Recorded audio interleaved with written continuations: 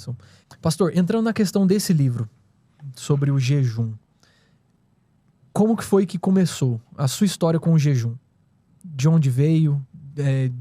Por quê? Como? Quando eu era garoto, na verdade, apesar de eu jogar isso há mais de 35 anos atrás, até pouco tempo atrás não era muito diferente.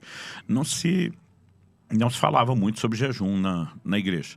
Você, de vez em quando, lia um texto que não se pregava sobre isso, mas uma menção, mas não existia explicação, não existia encorajamento, e existia um conceito assim de que quem jejua também não pode falar que está jejuando, senão está pecando. Então, assim, como é que a gente aprender? Não se prega, não se ensina, não se fala, não compartilha história. Então, eu lembro que aos 15 anos, a gente, eu estava com 15, mas alguns dos amigos um pouco mais, tinha o nosso grupinho, antigamente chamava Patota, né? O grupo que era o time que estava buscando a Deus, para as orações, para a vigília, afim. Todo mundo já tinha sido batizado no Espírito Santo, menos um. Aquele menos um, ele estava frustrado, né? Tipo, naquele modo, Deus ama todo mundo menos eu, deu para todo mundo menos para mim. Ele estava muito desanimado e a gente estava com medo dele desviar por conta do desânimo com Deus. Então a gente estava numa conferência de avivamento, todo mundo empolgado, pau quebrando, aquele mover de Deus. E alguém falou assim, cara, e se a gente jejuasse por fulano hoje? Foi um negocinho... espontâneo. No meio da manhã. Né? Alguém, mas jejuar, nós já tomamos café da manhã. Eu falei, e daí? A gente pulou o almoço. Mas pode começar do almoço? Aí o cara, claro. Aí o mesmo falou, claro, daqui a pouco. Eu acho que pode. Tipo, ninguém sabia nada. Mas ia ter uma vigília à noite, que eles anunciaram que iam orar por batismo do Espírito Santo. E a gente disse, cara, vamos pelo menos tentar. Tá, mas o que a gente faz? Só não come? Não, é jejum e oração. Então, enquanto todo mundo for comer, nós vamos pegar o horário do almoço, vamos para outro lugar, vamos ficar orando, clamando só por ele. Ah, mas não desmaia, não? Aí o que havia sugerido falou, aí já não sei. Porque ninguém sabia nada. Então, assim, naquele medo de nem saber como fazer, a gente tomou a decisão que a gente não comeria, já tinha tomado o café da manhã, mas não comeria o almoço, mas que pelo menos ia tomar o refrigerante. Uma refeição.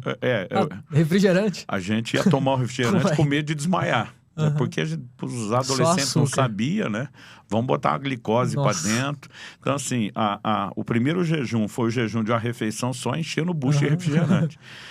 Aí alguém à tarde soube do nosso jejum de uma refeição só regada a refrigerante e esculhambou a gente, né? Meu Deus, adulto. Eu lembro do cara falando assim, jejum de verdade, não põe nem bala açucarada na boca. Eu não sei de onde o pessoal inventa regra. Porque se tem uma coisa que a Bíblia não estabelece, é regra sobre jejum. Não tem regra na Bíblia sobre jejum. Aliás, a gente reinventou um meme antigo para falar do assunto. Eu falo assim, meu jejum, minhas regras. Né? Então, assim, depois a gente volta nesse assunto. Aí o cara, o que vocês fizeram uma vergonha, eu fiquei mal. Falei para Deus, desculpa aí, prometo melhorar da próxima vez. Não sabia. Mas à noite, aquele nosso amigo foi batizado no Espírito Santo. E aí ninguém conseguia convencer aquela garotada que aquilo era coincidência. Depois o cara era um buscador crônico, não tinha o que resolvia.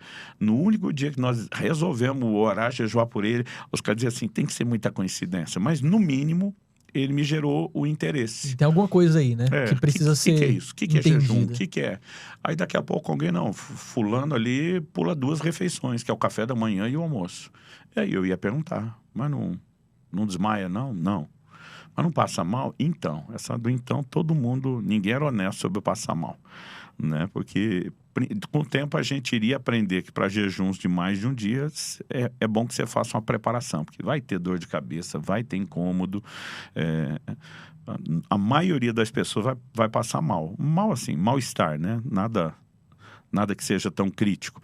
Mas aí eu comecei, daqui a pouco, poxa, tem um que jejua as 3 refeições, às 24 horas, e eu fui perguntando, aprendendo e reproduzindo.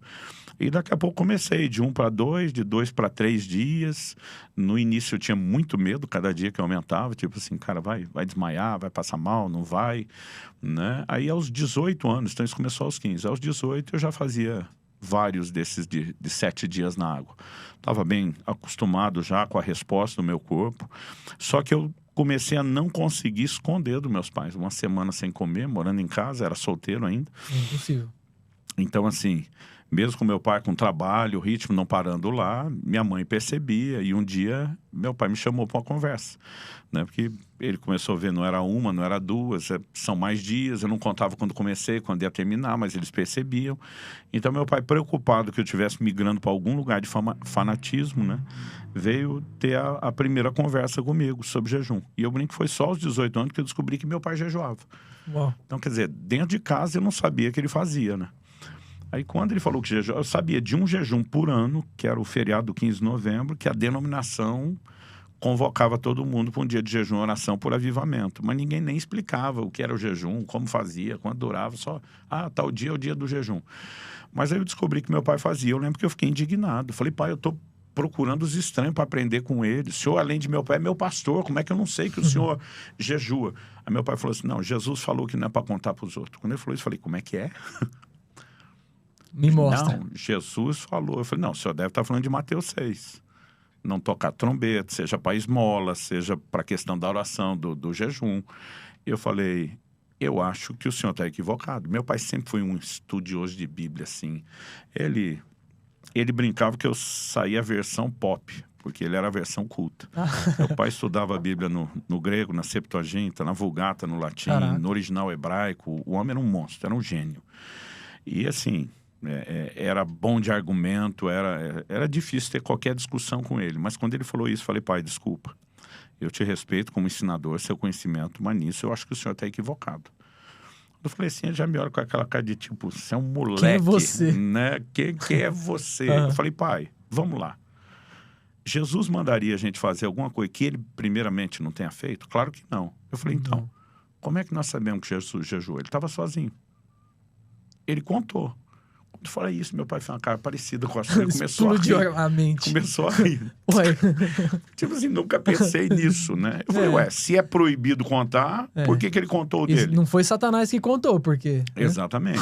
Então, Só estavam os dois, eu né? falei, segundo, pai, é uma diferença de tocar trombeta, que é você se vangloriar, e a outra é você simplesmente não esconder algumas coisas que não dá para ser escondido.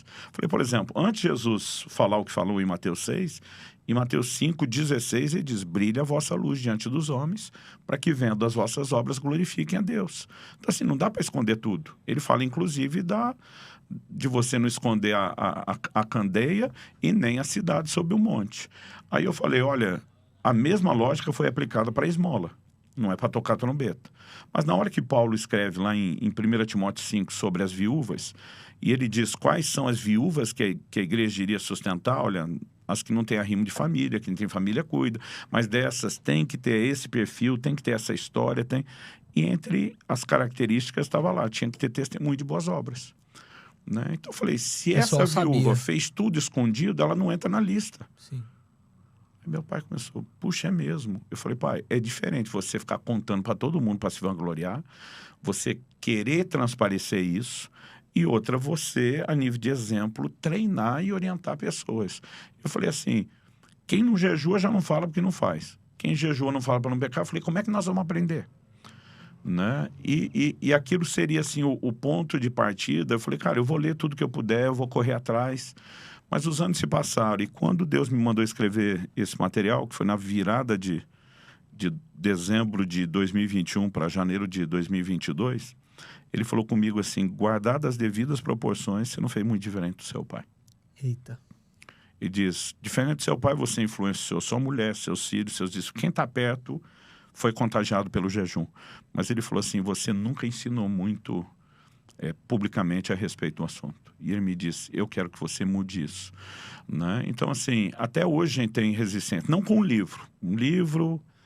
Um seminário tranquilo. Mas, por exemplo, eu fiz vídeos de eu treinando na academia no 40º dia de jejum para mostrar que você pode ter energia. Desmistificar. Rapaz, você apanha de todo lado. Agora o jejum virou reality show, eu não sei o quê. BBB. Porque essa mentalidade que não pode falar está na cabeça de muitos. Está impregnado, né? Aí outro dia alguém, não, o que tem a ver o treino com jejum? Esse dia meu filho teve que responder para um, falou, Jesus mandou você ungir o seu rosto, viver tudo perto da vida normal, em vez de ficar fazendo cara de quem sofre, né? Ele falou, nós estamos falando de jejum prolongado. Estamos falando de jejuns aí de 2, 3 semanas para frente, até os de 40 dias. Então, assim, eu faço 2 desses por ano. eu não tenho 80 dias do ano para ficar trancado. Não tem como. Né? Então, assim, ou se o jejum não puder ter outra coisa, tem que ficar trancado, não dá para fazer, ou tem que fazer adequar a vida. E assim, treinando, a gente tem mais energia. Não, mas academia não é ambiente. Eu falo, primeiro, eu tenho academia em casa. Segundo, você não precisa treinar na academia. Né? Tem outras formas de fazer exercício. Agora, início do ano, eu fiquei num retiro em Israel e eu não fui para academia nenhuma. Mas eu tenho uma série de faixas que você simula quase toda as séries de exercícios de uma academia. Eu fazia caminhadas de oração, mas você percebe que isso faz muito, muito bem quando nós falamos de jejum prolongado, para não ter fraqueza, não ter tontura. É muito importante. Então, a gente ainda tem que desmistificar. Mas o que eu tenho visto em 2 anos... desde que eu escrevi o livro, 1 ano e meio que ele foi publicado, e a gente começou a fomentar as mensagens, os vídeos. É um exército de gente jejuando como eu nunca tinha visto. Né? Assim, quando eu era garoto, até eu fazer meus primeiros de 40, eu quase não conhecia ninguém que tinha feito. Hoje eu não consigo lembrar de todos os amigos que já fizeram mais de uma vez. Então, assim, a gente está vivendo uma revolução. É gente que me para em todo lugar. Né? Eu fico impressionado assim, com médicos não cristãos que estão recomendando o livro. Meu cunhado, irmão da minha esposa, estava numa consulta com a médica, ele e a esposa, e ela tentando conversar com ele sobre jejum intermitente. Ela pegou, abriu a gaveta e falou, eu nem sou evangélico que nem vocês, mas um livro maravilhoso. Pegou, jogou meu livro em cima da mesa. Ele começou a rir, falou, tá rindo por quê? Eu falei, é meu cunhado. Né? Falou, pelo jeito já tem uma versão autografada, não leu. Ele... né? Mas assim, a gente começou a ver realmente uma movimentação sem precedentes. Embora eu falo, pessoal, gente, não se começa com prolongado.